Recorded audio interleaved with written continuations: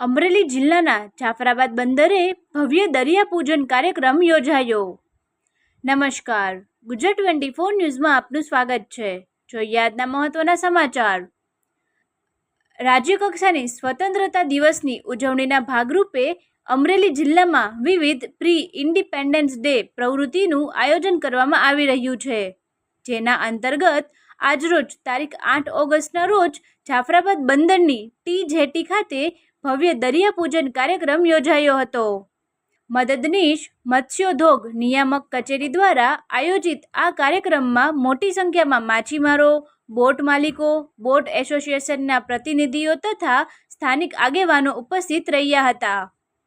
કાર્યક્રમ દરમિયાન દરિયાની પૂજા કરી માછીમાર ભાઈઓની સુખાકારી, સમૃદ્ધિ અને સલામતી માટે પ્રાર્થના કરવામાં આવી હતી।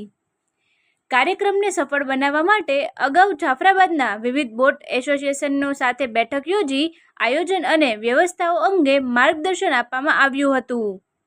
તમામ બોટ એસોસિએશનો તથા માછીમારો સમાજ દ્વારા કાર્યક્રમને ભવ્ય અને સફળ બનાવવા માટે ઉત્સાહપૂર્વક સહયોગ આપવામાં આવ્યો હતો। રિપોર્ટર કાળુશા કનોજિયા, જાફરાબાદ, અમરેલી। ફરી મળીશું નવા સમાચાર સાથે, ત્યાં સુધી જોતા રહો ગુજરાત 24 ન્યૂઝ।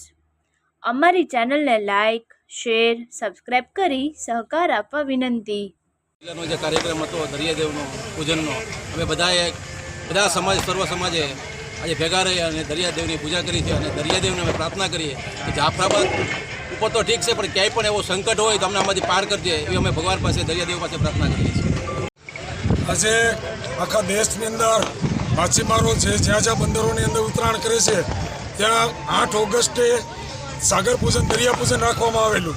4 વાગે આખા દેશની અંદર એક જ સમયે આ દરિયા પૂજન થશે અને દરિયાદેવને પ્રાર્થના કરવાની છે કે આખું આવતું વર્ષ આપણા માટે શારીરિક, માનસિક, આર્થિક અને સામાજિક રીતે સારું જાય એવી તમામ આગેવાનો બહેનોએ પ્રાર્થના કરી અને દરિયાદેવને વિનંતી કરી છે કે અમને તમારા ખોળે રાખી અને અમારી કાળજી રાખજો।